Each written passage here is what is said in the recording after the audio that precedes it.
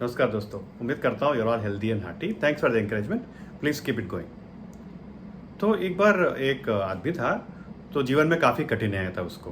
तो initial stages उसका father expire हो गए थे, तो फुल फैमिली का जो बर्डन और आई शुड से रिस्पॉन्सिबिलिटी हो आ गया था उसके ऊपर।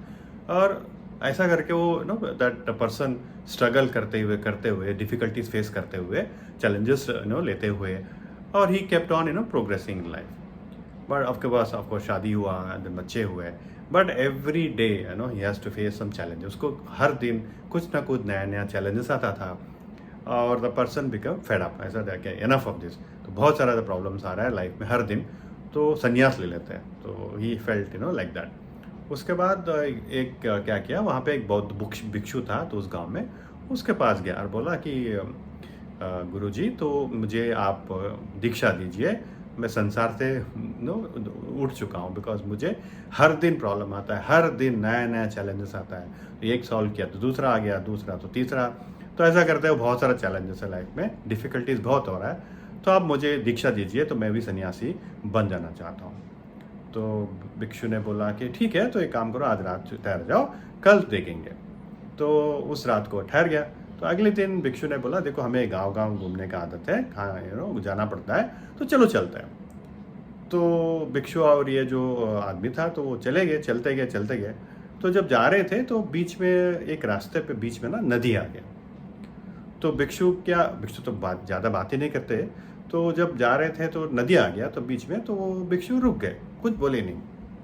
तो ये आदमी ने बोला, ये भी रुक गया। तो देख रहा था क्या करने वाला है भिक्षु।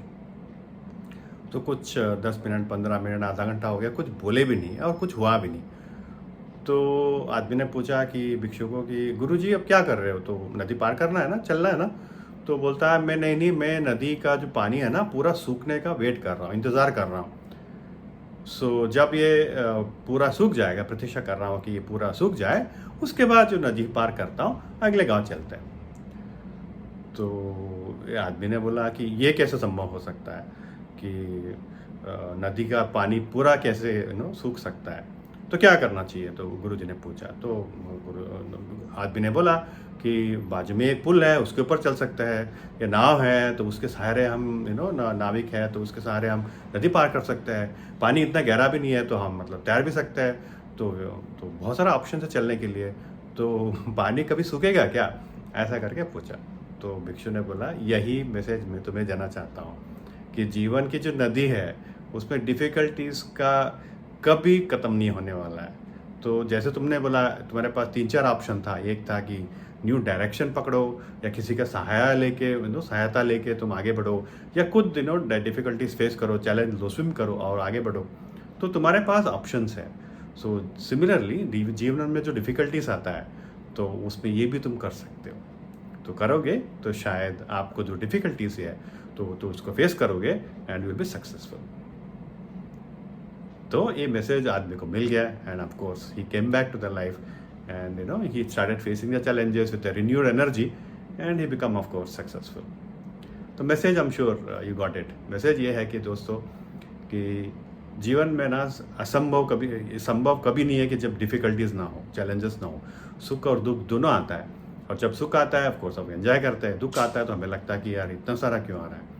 तो any difficulties we come, there are lot of options available. So only thing is, हमें ये है ना, जो तो कॉन्फिडेंस तो कभी लूज नहीं करना चाहिए। तो we should face the challenges, and I am sure we will be successful.